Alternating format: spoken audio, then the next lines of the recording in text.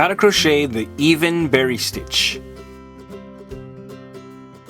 For this stitch, you'll need a crochet hook and a ball of yarn. Special thanks to our sponsor, Southwest Trading Company, for providing today's yarn. Today we are using their 100% soy silk Phoenix line in the color white.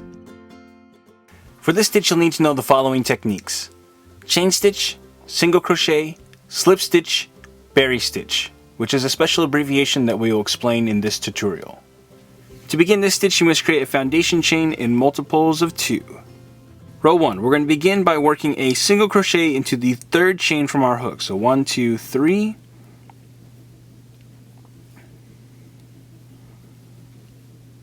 Then we will continue by doing 1 single crochet into each chain stitch across the foundation row. Row 2, after we've turned our work, we will chain 1, and this will count as our first slip stitch.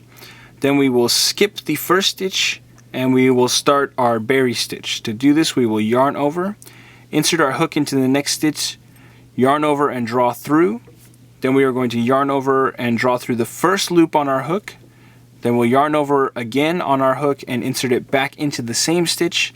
Then we will yarn over and draw through a new loop, and that will give us 5 loops on our hook. And we will finish up by yarning over and drawing through all 5 loops at one time and secure this with a chain stitch. And that is our berry stitch.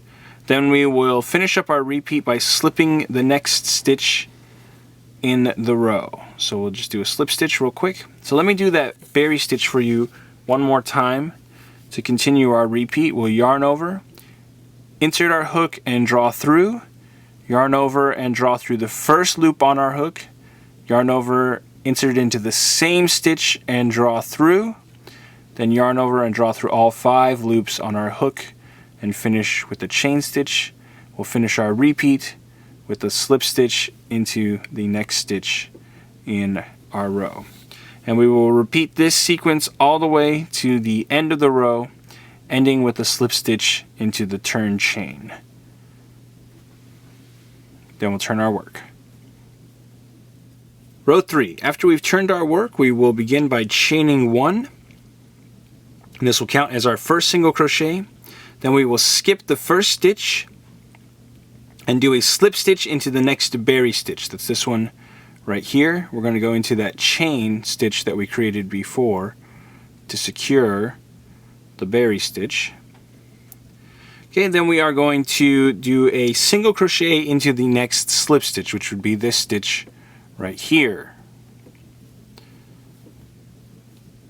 So we'll continue slipping the next stitch into the next berry stitch, and then single crocheting all the way across till the end of our row. Then we'll turn our work.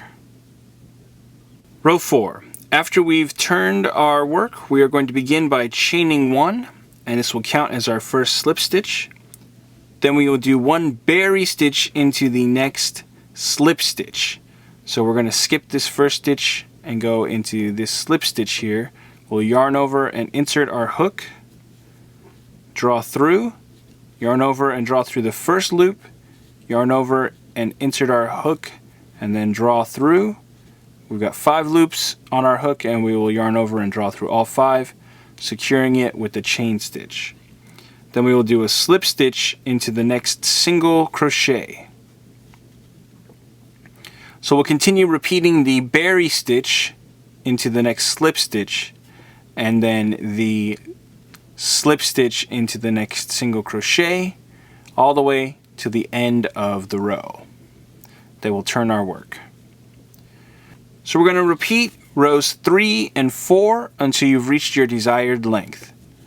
And that's how you crochet the even berry stitch.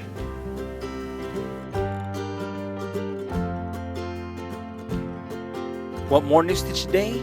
Check out our website at newstitchaday.com.